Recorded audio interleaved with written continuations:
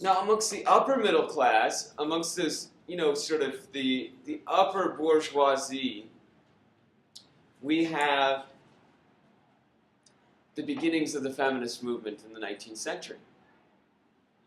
This idea that women are being constrained by the laws and by the male-dominated society.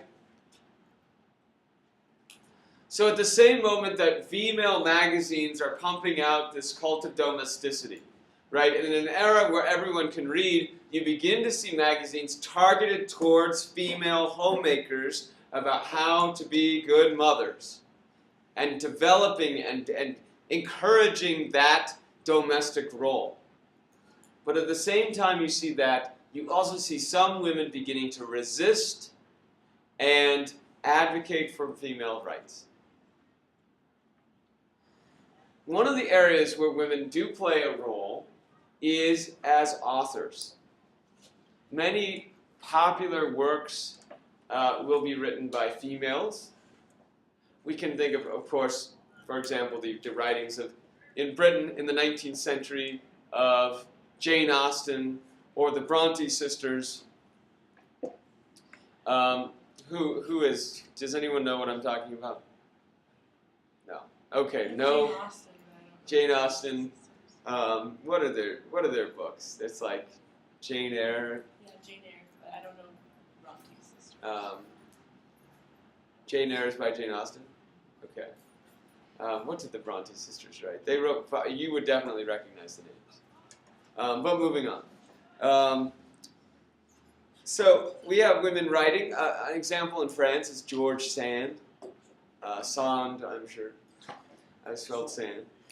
And she actually challenges social expectations by wearing male clothes, which everyone will laugh at right now, but she basically wears pants.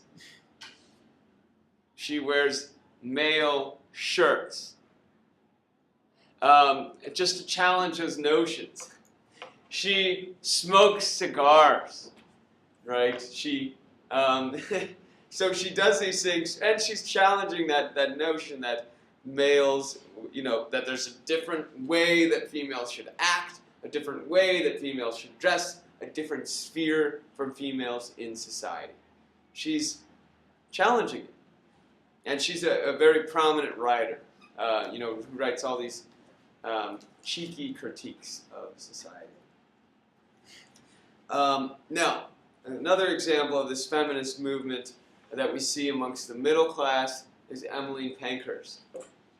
And she, of course, is a leader of the suffragists, which is the nickname. It's a derisive nickname. It's sort of like, these crazy suffrage demanders, these suffragists. It's the nickname for them in Britain in the early 20th century. And they begin to use attention-grabbing techniques such as chaining themselves to lampposts, bombing mailboxes, and hunger strikes when imprisoned, large public demonstrations to bring attention to their cause.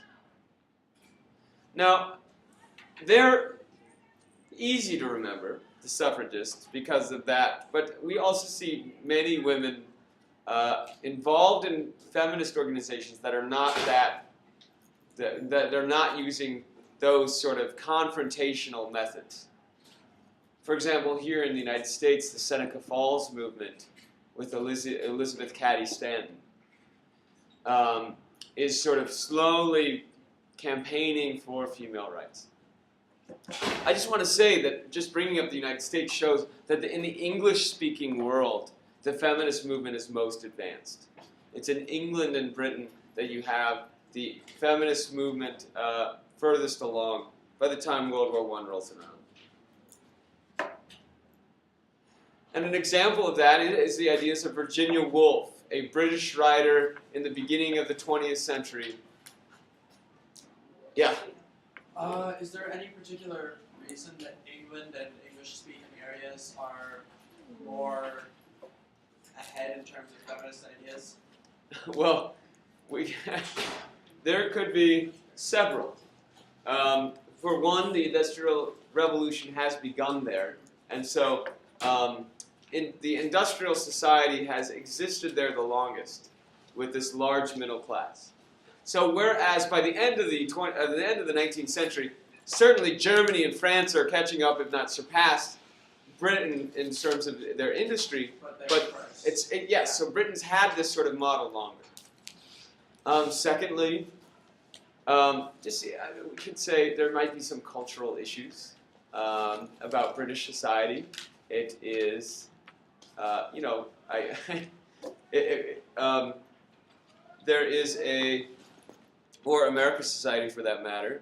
There's more of a focus on individuals. I might even go so far as to say, grossly, and possibly you can take issue with this, that England is a Protestant, and in Catholic areas there's more of an emphasis on this community, on sort of the traditional roles, whereas England is, because it's Anglican, there's people that are, it's not sort of this traditional established religion as much, right? The Anglican Church is one of these mainline Protestant churches that's seen its membership declining, that's seen its role in society decreasing.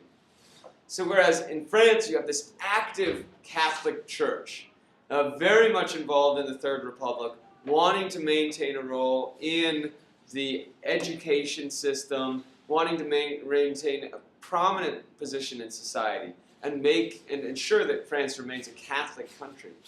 In England, the church is technically controlled by the state. And so with the country becoming more secular, you don't have that sort of religious component, that religious interest trying to carve out its role.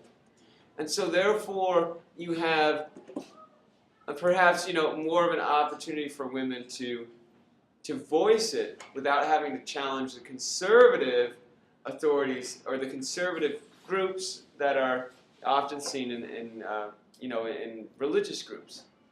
So the conservative interests that are sometimes espoused by religious groups. Let's word it that way. So that could be a second reason. Yeah. Let's stick with that. I mean, you could argue that the stable political process in England has an example of people voting on a wide scale there longer, and in America as well. So it's not funny, maybe there is a link between the fact that these areas democratize first, and so then the feminist movement is most advanced in these areas, earliest, right? Because that notion of popular participation appeals to women as well. And so in France, where you've had this period of turmoil and empire, like kings obviously up to 1648, and then an emperor with Napoleon III. And so you don't have mass suffrage until the Third Republic in 1871. So you don't have that sort of popular participation that you do in Britain and America. And so therefore there's no impetus for trying to get the right to vote or trying to have a more active political presence. So that's three reasons, and I'm sure we could surmise more, but maybe those are theories. Cool.